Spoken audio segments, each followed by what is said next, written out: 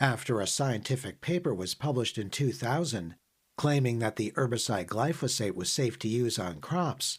U.S. government regulators permitted its application, mostly in the form of the Weedkiller Roundup, manufactured by Monsanto, now owned by Bayer. This despite the fact that glyphosate has been banned or its use highly restricted in many other countries.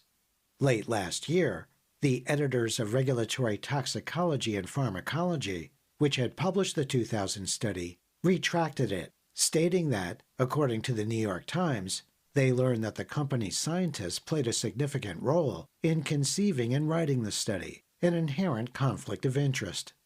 Between the lines, Melinda Tuhus spoke with Dr. Philip Landrigan, a pediatrician and epidemiologist who directs the Program for Global Public Health and the Common Good at Boston College.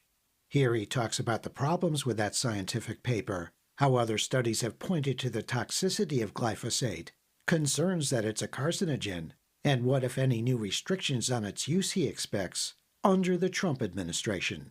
Research on the hazards of glyphosate has been building now for several decades, including epidemiologic studies, toxicologic studies, and mechanistic studies looking at the mechanisms by which glyphosate distorts cellular function. The epidemiologic studies have established a strong link between glyphosate and non-Hodgkin's lymphoma, especially in people like agricultural workers and pesticide applicators who are heavily exposed to glyphosate over a long period of time.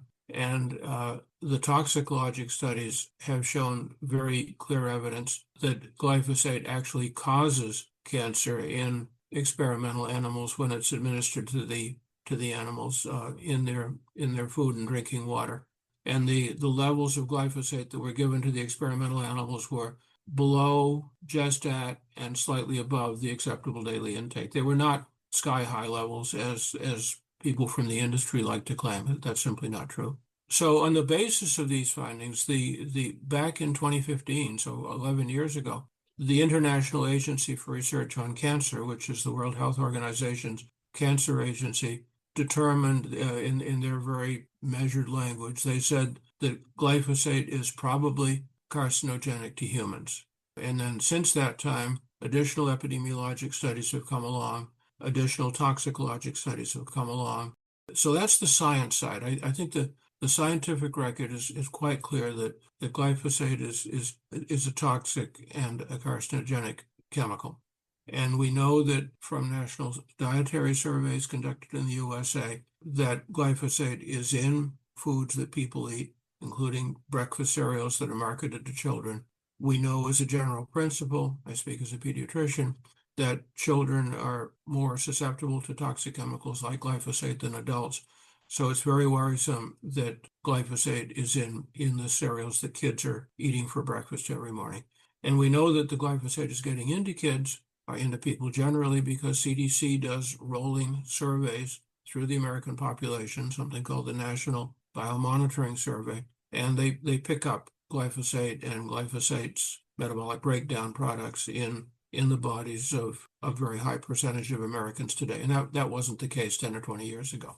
So on the disinformation side, Monsanto Bayer has orchestrated a campaign extending back over multiple decades now to argue that glyphosate is safe, that people shouldn't have to worry about it. And they have been quite successful. Glyphosate use has gone up almost exponentially since it came on the market in around the 1970s.